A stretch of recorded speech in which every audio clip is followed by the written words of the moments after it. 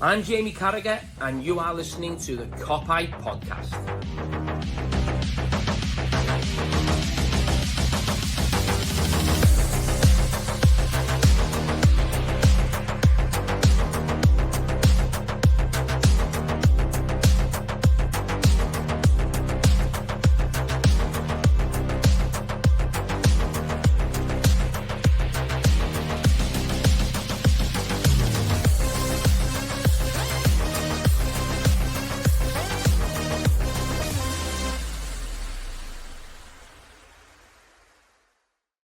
What is happening, everyone? Welcome back to the Klopp-era podcast and Pod and the Pint, episode 9. We're back again. Guinness in hand. Absolutely. I was just saying to Neil then, 9th episode, you've been on 3 times, so you are officially 1/3. You're basically a part of the furniture here, aren't you? So. Work in town. As a man who book shows himself, where people work and what hours they do. Pints available. And pints are available. So all in, this is just sort of ticking a box as far as I'm concerned. Quite straightforward. Finish my day.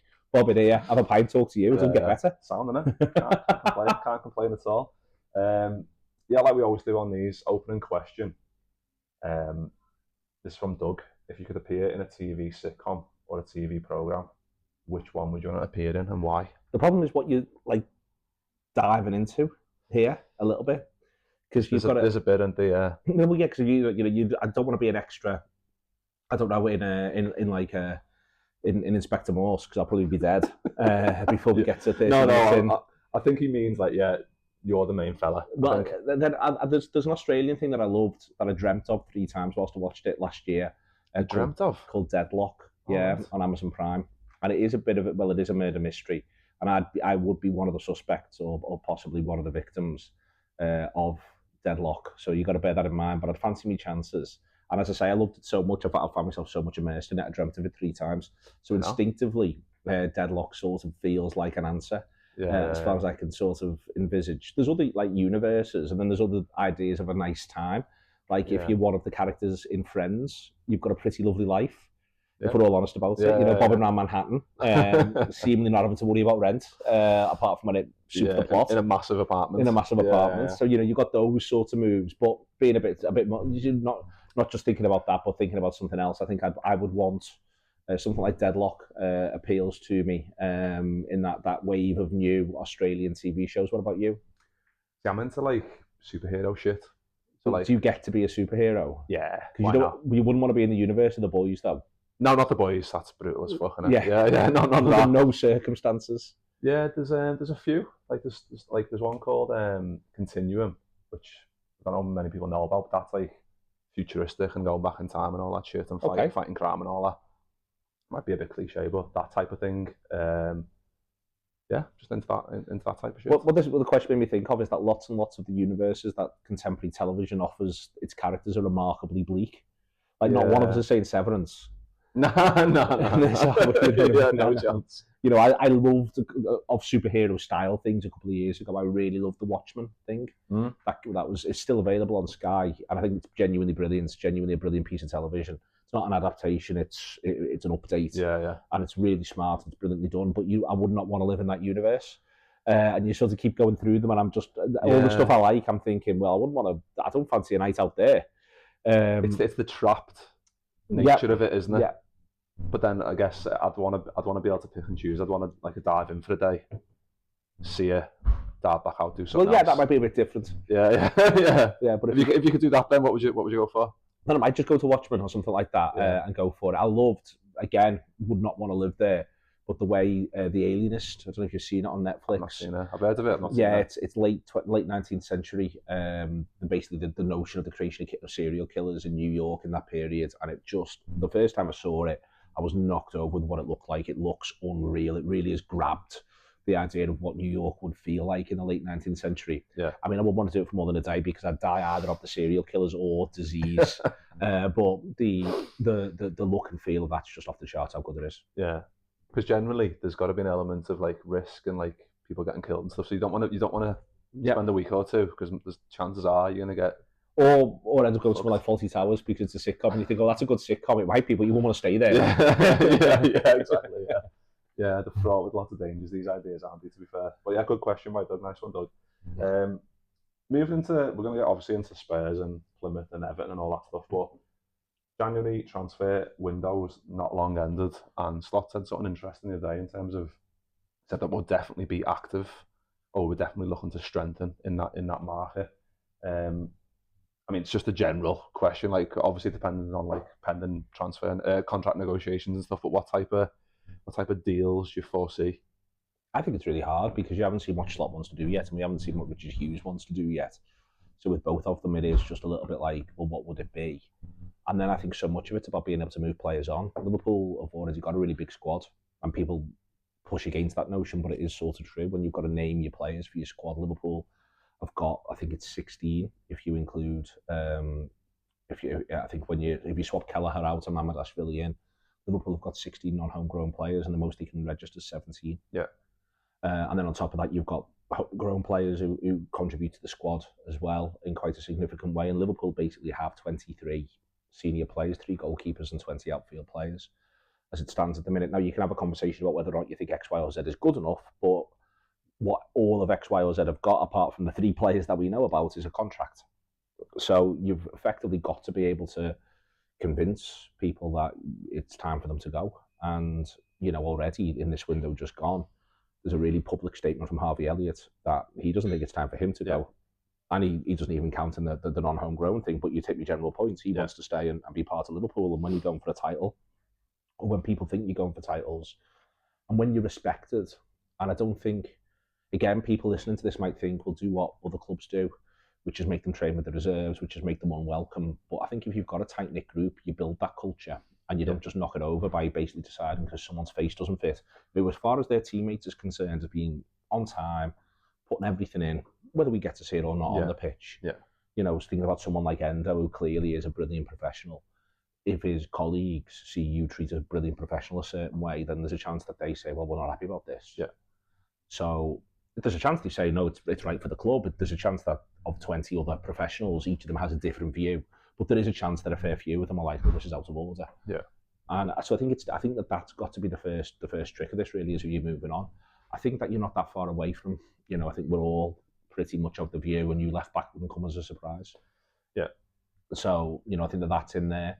I think there's a general tone, and this is where there's another conflict, but a general tone that a centre forward is something that he might look to do something about. But the flip side of that, though, is I don't see a world where Liverpool take less than what they think is right for either of the 2 established centre forwards. Liverpool, I don't think we'll be doing a cut price deal on Darwin Núñez for anyone. No, definitely not. So you've got to, therefore, not only have you got to convince Darwin it's time to go, but you've got to find a club that will pay what Richard Hughes / Michael Edwards think is the right fee. Yeah. And I think that is in and of itself going to be, or potentially can be, a little bit difficult.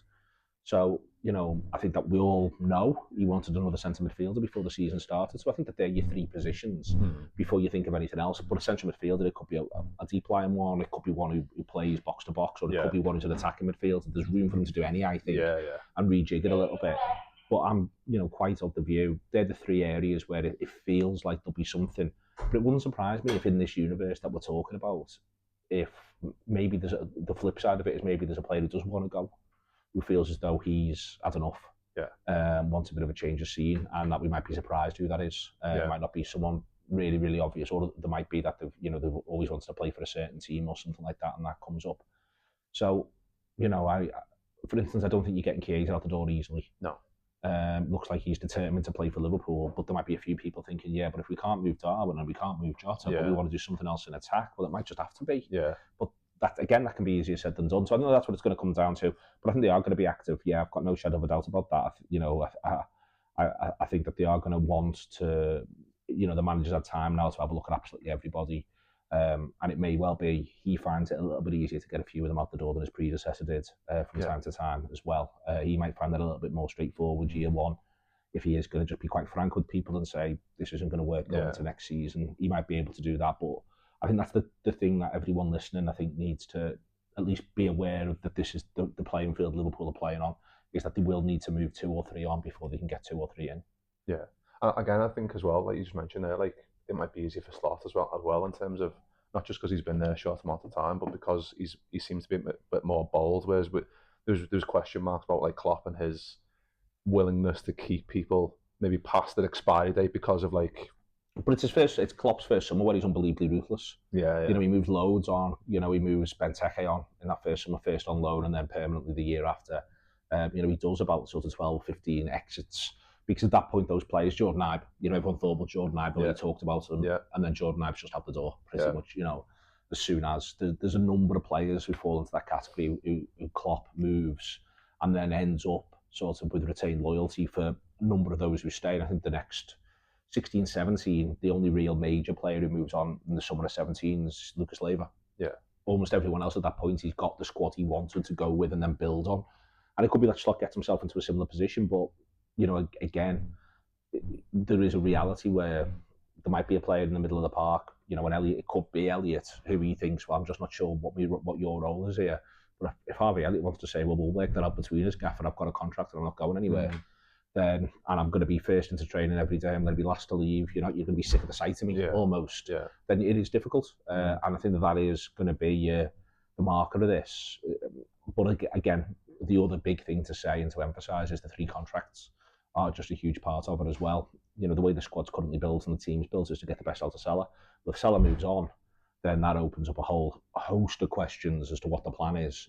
But it also opens up a space. You know, it opens up the idea of there being some room to rejig and work out what the plan is. But I think we'd all rather Salah stayed. So. Yeah, that's it, isn't it? And there's a question from Chippy, who's a regular listener / watcher. This kind of ties into it a little bit, but he asks, how influential do you think the Dutch league is going to be for Slot in terms of what he wants in terms of going forward? Well, he doesn't buy Matt Pfeiffer, and a lot of people thought he might. You know, Pfeiffer struggled to pin down a starting berth at Brighton. I don't like to make that sort of point in a churlish way, because I always feel a bit like it's different at Liverpool, crowd different, coaches obviously different. You don't know what you're going to walk into, so it's not to say Matt Pfeiffer's not good enough to be a Premier League player or even be one for Liverpool. Just to say, but Arne Slot didn't want him. And he was, in a number of ways, thought of as one of the more impressive players at Feyenoord, a team that came second. You know, we've just gone to PSV, and unless they were hiding a thing or two, you know, Bakayoko looks like he's good, but he doesn't look like he's going to, you know, redefine the planet for you. And Mo Salah plays there for us. You know, I'm PSV at top. Ajax are second this season. Feyenoord have obviously lost the manager, lost a couple of players in process, but you know, Yakuba Minter's not talking up in Feyenoord at the end of the season. So it wouldn't surprise me if, unless, you know, it is a Gravenberg-ish, a cultish sort of 18, 19-year-old that everyone's really excited about and thinks got a really high ceiling. Gakpo, I think, is probably the most outstanding player who's become a senior player to have left Holland in the last 3 or 4 seasons, and it doesn't look like there's another one on the horizon anytime soon. You know, Joey Veerman, who was talked about it a bit before the last summer tournament as being he could be the sort of midfielder who could be useful. I thought he stank against us, frankly. So I just think you'd end up in this situation where I think it's hard to work out really what the level is. So that's what he's talked about. Since the minute he's turned up, he said the level at Liverpool's this high, over and over and over again. So I just don't see him compromising on that. So I'd be surprised. I could be surprised, I don't know, but I'd be surprised if there was a lot of Holland to Liverpool action. There might be a couple of Dutch players, but I'd be surprised if there's a lot of Holland to Liverpool action. Yeah, because again, it comes back to like how, because I think he's probably sick to death of saying it, but he always says like the bar for Liverpool's up here, like you just mentioned. So like, again, we didn't do any business in the January transfer window because of those reasons, and obviously there's been, social media is what it is. Like if you don't make deals happen in that period, people are going to question it online and so on and so forth. But the levels, the fact of the matter is the levels that we've got, and obviously said in the press today, like with Jota back and the other players back in there, especially in the last game, Gomez and Chiesa weren't even in the squad. And that was because obviously with Chiesa it was a bit risky because he played 90 minutes and it was the first time since the Euros, I believe.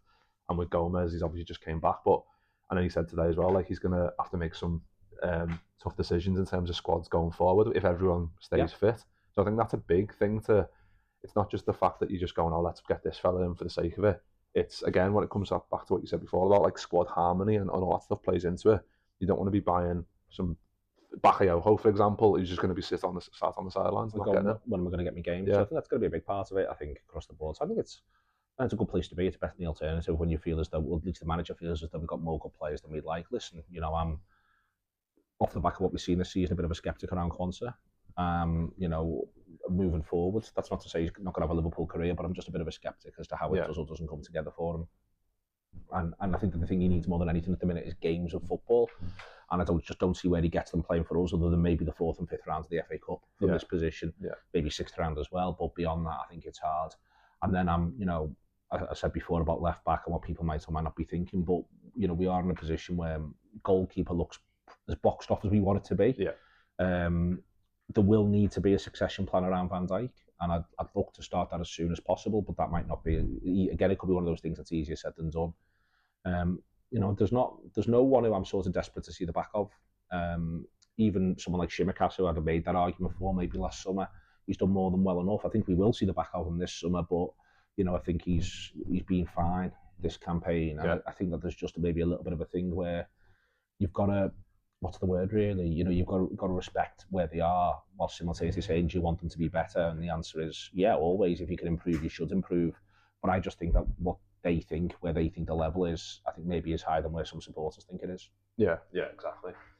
Well, let's move on to Spurs then, because tomorrow it's a massive game. I think going into the first leg, I don't know, because we were playing so many games, it just felt like, it's another game where we're probably going to win.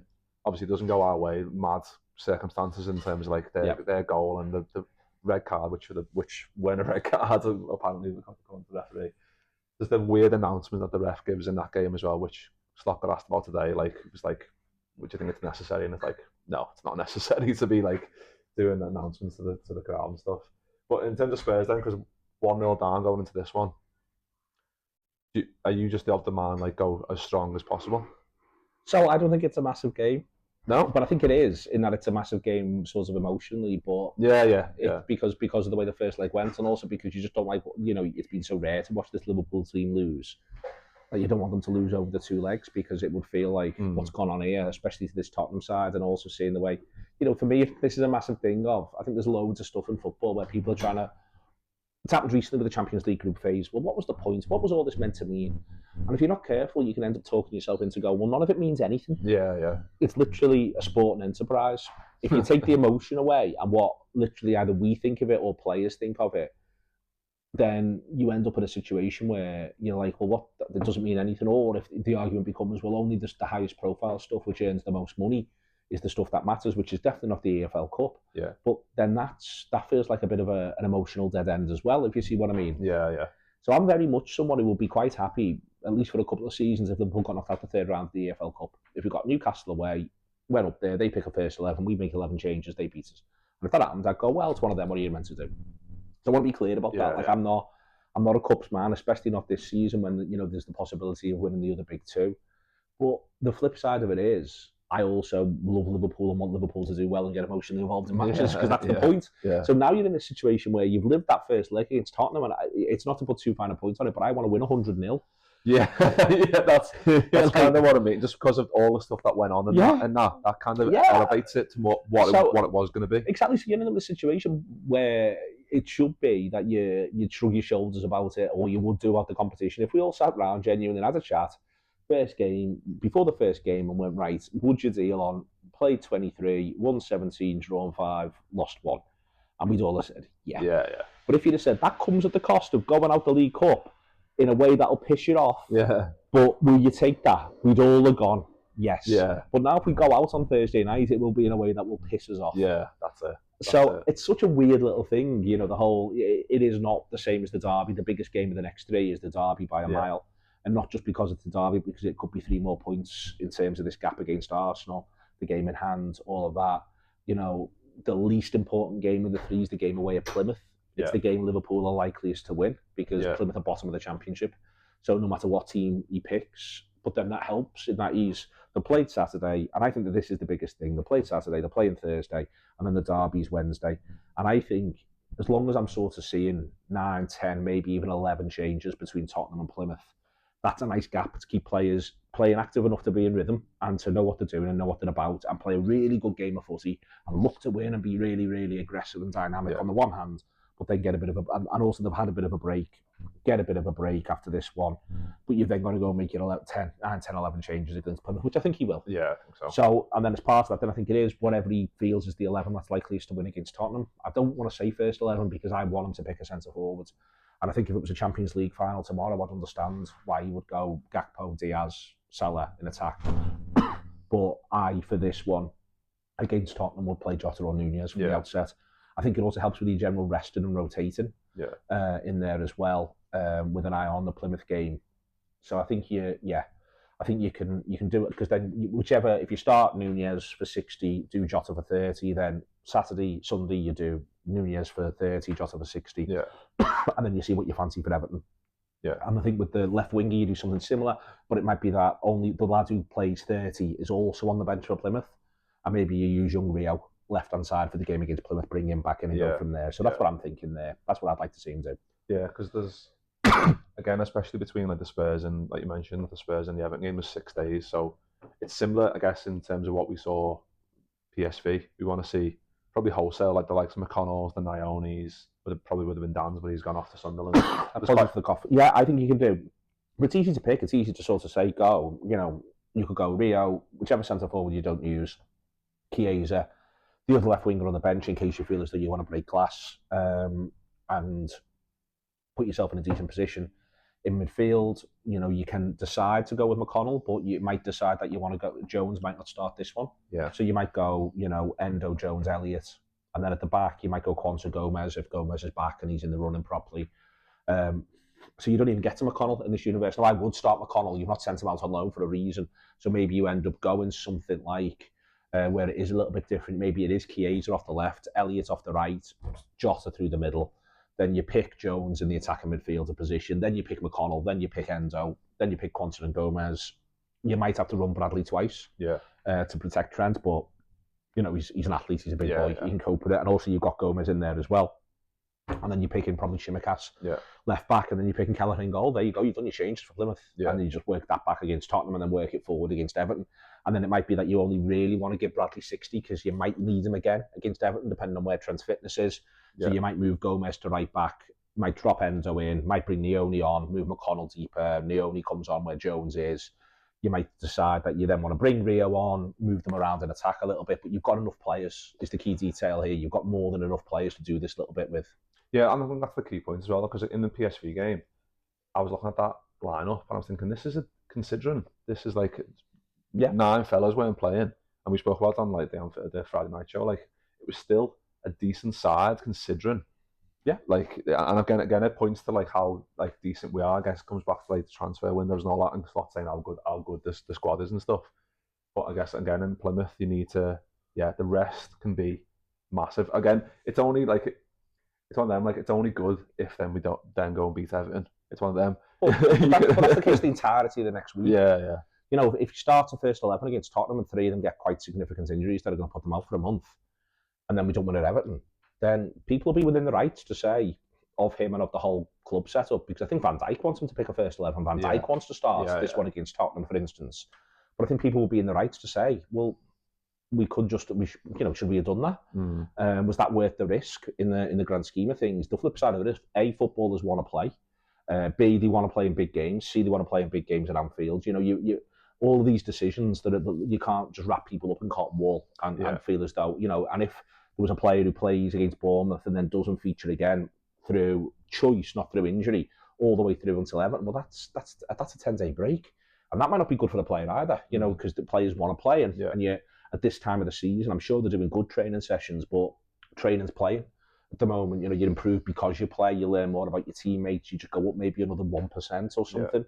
Yeah, and that's the way that's what a run-in is, and that's what we're in now. So I don't think there's a right answer, but my point is that if they don't beat Everton, and part of the reason why you're able to say they don't beat Everton is because it's fine that Trent gets injured against Bournemouth, if you see what I mean. Yeah. Because it's Bournemouth. Yeah. And, that's expendable. But if someone gets injured in the other two, and afterwards, let's just say Salah, as a niggle for 10 days off the back of playing this game against Spurs, and then Liverpool beat Plymouth, but 5 goals hard to come by, and draw 0-0 against Everton. Yeah. People will be saying, well, you didn't have to start him. Yeah. Didn't have to start him. It's one of them things, isn't it? I mean, it's hard. It's one of them. It's hindsight's a wonderful thing, isn't it? You're never going to know. And and also, I refuse to believe that Salah doesn't want to start. Yeah, of course. So, Salah will want to start, want to play. And also, again, the next thing is that if he doesn't play Bournemouth, then he's not playing for 10 days. Now, I think Salah's actually one of the ones who would deal well with that. But there's a couple of others who maybe wouldn't. I wouldn't be, I think at the minute, in a couple of ways, the rhythm Sabozlai's in terms of his hard running. Like, I don't want to knock him out of that rhythm. Keep him playing. Keep him going. Exactly. But it's not like you're asking him to do 2 games in 4 days. It's Saturday, Thursday, Wednesday. Yeah. That's absolutely fine. And you worry about the Wolves game, maybe the other side, because then you want to take a breath. Because then it might be Villa Wednesday, because that'll move if they go through against Spurs, and then it's City away. Yeah.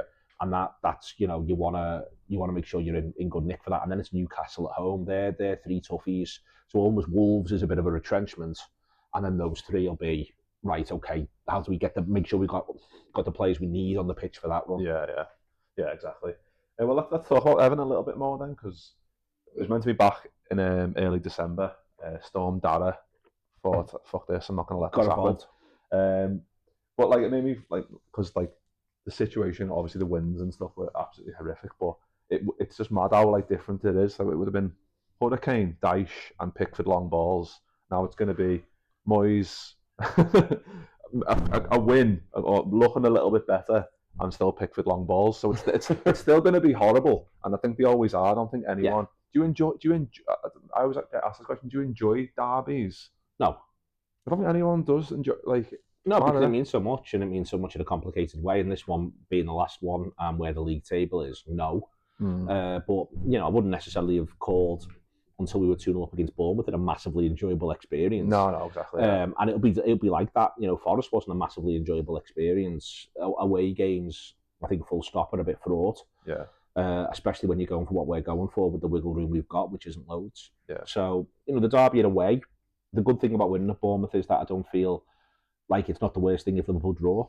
I'm fine being 7 clear, but I think the opportunity to go 9 in this moment is just enormous. And I think it's you're going to have an Arsenal team that'll be hanging their hats on. Let it not go to 9. 9 is... Liverpool have, so far this season, they've lost 1 in... If they win against Everton, they'll have lost 1 in 24. And 9 points suggests that between now and the end of the season, there'll be 3 weekends where Arsenal win and Liverpool lose out of 14. Possible, don't get me wrong. Especially because they've got to come to our place as well. So that they can influence one of those 3. But the flip side of that, though, is that if they don't influence that one, or even if we win, then actually you're looking at 4. Yeah. They need 4 from the remaining 13 to go their way. And that's just allowing for them winning every single time. So 9 is such a gap. It's such a gap, and it's such a potential buffer for Liverpool that the prize is just enormous. But then again, I'll say it again, that's what they've won themselves now, I think, is the idea of, we'll go for the prize, boys. Yeah. If there's 10 to go, 15 to go, and it's 1-1 or 0-0, it's possible if they'd have drawn at Bournemouth, what would be in my head would be, well, you just take the points, we cut our losses, and we move on. Yeah. But it's an interesting question. I mean, it's a hypothetical. If I offered you the toss of a coin for a 6-point lead or a 9-point lead, would you take the toss of a coin? Would you? It's difficult. So you can deal on 7. You can have 7, and there's no toss of a coin. It's guaranteed. Yeah. Or it's heads or tails for 6 or 9. What would you do? It's hard, isn't it? Because I feel like we're at the point, like, because again, like you said, it's like we've got them. Like we've got a spear to the throat, and if we win, it's one of them. You're just pushing it in a little bit more. Yeah. Because they're going into that. Probably not expecting, but they know an Everton game for us is more difficult than everyone else. So you've got to factor that in as well. I'm of the view that you said before, I'd be happy if it's a 7-point gap, and I think I've saw people on I need to stop mentioning social media, but it's just the thing. Well, people that you speak to. Yeah. But people obviously want the 9-point gap, and I get it, but like, you've got to factor in this is a derby, and it's going to be fucking horrible. They've got Moyes back. They've just won a game or 2. I don't even know. They're going to want to, last game at Goodison, they're going to want to sing the fucking lost the league at Goodison Park. Yeah, but we won't do 6 points clear, so we won't have done. And I think that's... I'd go for it, and I hope Liverpool go for it. And the reason why is because, if they've beaten Tottenham especially, because coming up then they've got 2 difficult away games against Villa and City. And then they've got the home game against Newcastle in that little run as well. And it just offers them a teeny bit of leeway. Yeah. And it means that if you're Arsenal, it just means that every single time you kick off, from now until the end of the season. You know how big the task is and the pressure that's on you. Yeah. And I think that you can kid yourself on a couple of occasions. Well, you never know. And Arsenal's next league game is Leicester away, a game that they absolutely should win, and let's just almost view that they're going to win it. But then it can get a little sticky and a little mucky. Yeah. And so I'm just a bit of the view. This is a good chance for us to just put them under really intolerable pressure and see where that ends up on the one hand, but also maybe buy ourselves the room that if it is, because the flip side of the conversation is if it is, then 2-2 would tend to go against City, or 2-2 would tend to go against Villa if that game falls into this run. Then we can take the attitude of, that's fine, boys.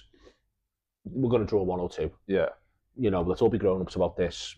Game finishes, and if they give us a chance, then great. But if not, what we're going to do is we're going to absolutely sit on this. Or gives us the room that if what happens against Newcastle happens in the game against Villa, where it's 3-2 would tend to go, but they then throw the kitchen sink at you and they get 1. Yeah. We don't have to go, oh God, now the pressure's right back on us. We can go, okay, we've got the room for one of them. Yeah.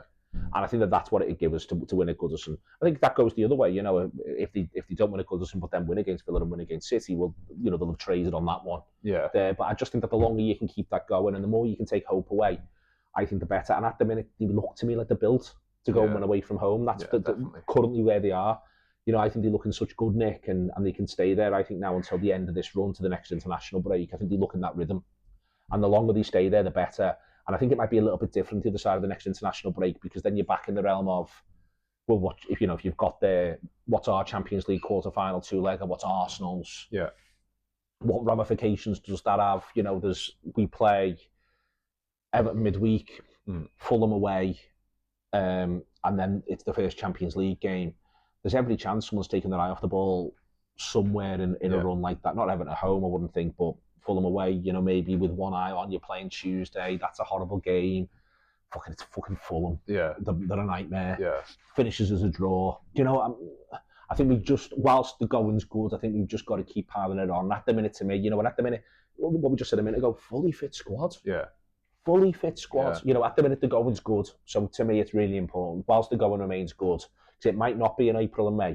So whilst the going remains good, just keep putting the points on the board. Yeah, because I think you get into that, because I was like done a pod the other day and I was like, if we win against Bournemouth and then we win against Everton, it might be like that moment where you start to believe, but then it's all about the next game now, isn't it? Because then the next game, if say for example we do draw against Everton and Arsenal win, obviously the Everton game's our game on, so we can see the table for what it is then. Yeah. Whether it's 7 or 9 or whatever it's going to be. Yeah. Or 6 exactly. But you can kind of then gauge what it's going to be going forward, and you can. But it's going to be it's just going to be like emotions are going to be everywhere, and every game's going to come fun. You know, this is massive now because X, Y, and Z. But what we've got through this run, you know, the other side of Newcastle, the next game after that, Southampton at home.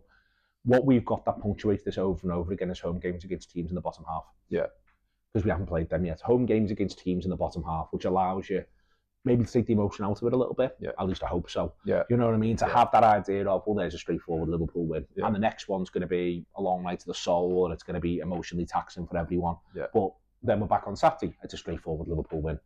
That's what we've got after the Everton game. You know, it's Wolves at home. Yeah, you know, I think they're a slightly better team than the league position suggests. But insofar as there are straightforward games in this league, you know, if you want to rank our games from the start of the season and difficulty from 1, the hardest, 38, the easiest, this is somewhere between 30 and 38. Yeah. So, you know, we've got to be able to, and that doesn't mean anyone can be complacent, but it should mean, all right, you've got the emotion of Everton, you might have the emotion of Villa on the horizon, but you should be able to have the, all right, calm down, Wolves. In between us. Just be 2-0 up at half time. Yeah. And they're going, don't whack us, and we're going, we're not going, don't come near our goal. Yeah. We're just going to pass it around, and Mo Salah won't like it, but we'll take him off. And just sort of look after it that way. I do feel like, you know, you just can't ask for any more. I'm not surprised. I'm maybe 3 points surprised, but I'm not surprised by the number of points we've got. We're a really good team. Last season we got 82. We should have got more. We should have got high 80s. Maybe we weren't good enough to break 90, but we should have got high 80s. That's where that squad was. It had injury issues, the emotion of the manager going. Yeah. A couple of things went on. but it was a really good squad. And 82 was sort of not quite its floor, but not far away from being its floor. Yeah. Like it's got a ceiling, but that was its floor. I'm not surprised, as I say, maybe 3 points or so, but I'm not surprised this squad's going at high 80s pace. Yeah. What's surprising and what the chance is that Arsenal are going at 76. City are nowhere to be seen. Yeah. No one's broke from the pack, really, to scare us. You know, it's not like there's anyone else who's going within a 12-point sort of points over the course of the season run of us as it stands.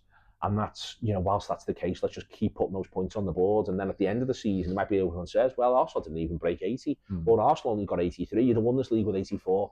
That won't be true. We break the back of teams, and we've seen it happen to us. We've seen it happen to other teams. You break the back of teams. If you look like you're going at a points tally they can't match, that's the point where they go, well, this is too hard. We'll focus on cups. Yeah. And I think that's, you know, from Liverpool's point of view, I think that's absolutely massive. Yeah, I think it's one. I mean, like, again, it's probably like a bit boring, but like it is a game at a time because like all the variables that can happen in between games, and like if you drop points here and there, but like you said, the home games that we've got coming up, and like being, I think we're 60% the way through the season now. Yeah. There's a nice 40% chunk there where before you know it, we're going to be 70% the way through. You just need to make sure that you're still in a very good commanding position. And again, like you said, being at a point where they're still thinking, we'll keep going, but we're probably not going to catch them as well. You want that to be like in the little seed of doubt in the back of the mind where that's going to hopefully play like a bit of part in like some of their games as well coming up. Yeah, 27 games is actually 3/4 of the way through the season. Yeah. You sort of it sneaks up on you. Yeah. Seasons feel as though they go at funny paces, and it's worth saying again. Another reason to make as much hay as possible now is that if, you know, I'll say again, if the Aston Villa game gets brought forward, we only play one league game in March. One. Yeah. That's it. One. It's mad. It's mad that the fixtures are gone this season. So, you know, it's a funny one really, where time and the number of games are running at a different pace at the minute. We're arguably, you know, we're not going to be 75% of the months through the season anytime soon, but we're going to be possibly 75% of the games through the season soon. And so, you know, having the points on the board and continuing to go down, I understand the one game at a time thing, but I just feel a little bit like at the minute Liverpool, the way they're going, they can see where the opportunities are. And I think that right now, these are the opportunities. I think Villa aren't the force they were. I saw them against West Ham where they started like a train, and then West Ham just asserted themselves a bit. And it was like Villa had never played football before, but never been at the level of a good side against a lesser side before. It was really weird to watch. You know, West Ham weren't doing anything special. Yeah. Villa were just a bit bemused that a team would come to their ground and know how to keep the ball. Like it was like, well, this is against the rules. Yeah, you can't do this. So, you know, there's a chance there against them at the minute. I think they're not quite what they were. You know, there's a chance, obviously, against Everton. I think it's actually in a way better that it's a Moyes side that are playing some progressive football. I think they're flattered by the last two home wins against Tottenham and Leicester. You know, if you go 1-0 up within 20 seconds, it's a completely different game state. If you then score with your second shot after 6 minutes, it's a completely different game state again.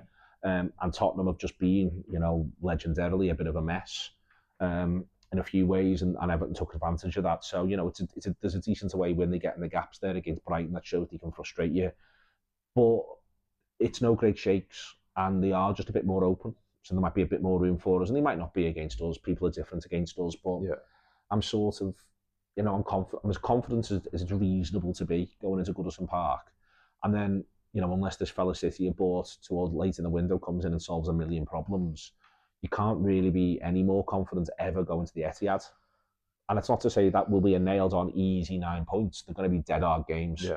But all three of them, I just look at the minute and go, well, you can't be asking for a slightly better time to play teams. When the first game was cancelled against Everton, postponed, it was around the time they got good draws against Arsenal, Chelsea and City, 2 of those 0-0. Yeah.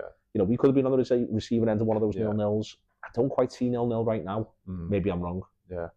Yeah, I think it's one of them. It's going to be interesting. It's going to be horrible anyway. It's going to be very horrible as it always is. Yeah, but we've got to enjoy it. I mean, what do you want? I have to say this, like, there's this thing that I think if you're not careful, you end up wishing to be pushing only for top 4 because it feels less stressful. Oh no, like it's one of them. It's a horrible enjoyment. Yeah, you've got to revel in it. You know, this is what we want, and listen, the derby will be horrendous, but it's worth sort of bearing in mind. It is the last time we go to Goodison. It will be different to Bramley Moor. Goodison is its own unique challenge for us. They'll want to make Bramley-Moore that, but if we can get on top of them early and Bramley-Moore win the first couple, let them know what we're about. Yeah. Let's really think of more than one game ahead. Maybe we should set something out for over the summer. Just get down there and just make sure we beat them twice early. But no, I think that you can. All of that will tell, but then the flip side of it telling in this one against the Mac Goodison Park is it could just become, well, it's a bit too much for you. This it's a bit, you're all, and also you're feeling like you're safe. You want to win. They're in a position now where if I offered the same thing, the toss the coin thing I said to you, they'd be idiots not to take it. Yeah. They'd be idiots not to take the toss the coin. Yeah. Because what a draw at this point, given the results they put on the board recently, well, what the fuck does it matter? Whereas winning the last derby at Goodison's massive. I think that opens up for a really big last 10-15 at Goodison, because it's mad if the Blues decide that the best thing they can do is frustrate us. It'd be very Everton, don't get me wrong. It would be. But they should just be desperate to win the game. Yeah. So if it's tight with 15 to go, if you're them, I'd be throwing the kitchen sink at it. But then there could be loads of room on the break, because at the minute it's not where they were. They're not where they were. The three sides that have been promoted are probably going to go down, and not one of them looks like they're going to get near Everton's points total, even if Everton's points total is only 35. Yeah. They can afford to lose in terms of the points, Everton. So if they've got to gamble losing a bit more for winning, that could help us. It could also make for a better game. Yeah. Team-wise, then, we spoke about like Spurs, like you'd like to see Jota come in, but Jota or Nunez, don't mind which. But for Everton now, do you think he'll just go try and test the Diaz? Don't know. I think that's your one movable part. I mean, I feel like I can name the other 10 players. Yeah. If Trent's fit, if not Bradley. Yeah. And then I think everything else, I think it's one of Diaz or Gakpo. They've been playing Joey O'Brien right back, Everton. Yeah. So I'd err on the side of Diaz, who was likely to take him on the outside. Yeah. And one of Gakpo's strengths is the fact that he's physical, but Joey O'Brien 6'6". Yeah. So that is nullified immediately. Yeah. So I'd probably start Diaz left if I was to, if it was to go down that direction, and then I'd probably start Jota if Jota's being able to do a decent 60 against Plymouth, because I do feel a little bit like it may well be one of those games where you want your opening goal scorers on the pitch. Yeah. And Jota's proven across, every season, I'd argue, since he's been at Liverpool, but certainly since 21-22, he's a master at scoring the first goal in games. He is, very much so. I mean, was it 2023 where he scores the last goal of the game, but it's one of those goals where it's fucking so amazing because the Richarlison one goes in and then he goes down the other end and gets one. The Spurs game, Spurs game, outrageous. Yeah, just fucking absolutely. He's the man you want for the moment in the Maelstrom to be cool. Yeah. And that's, more than any of them, even Salah. He's the one who you're back when it's mental to be the man who just acts like, just kicking a ball into a net, I'll be fine. Yeah.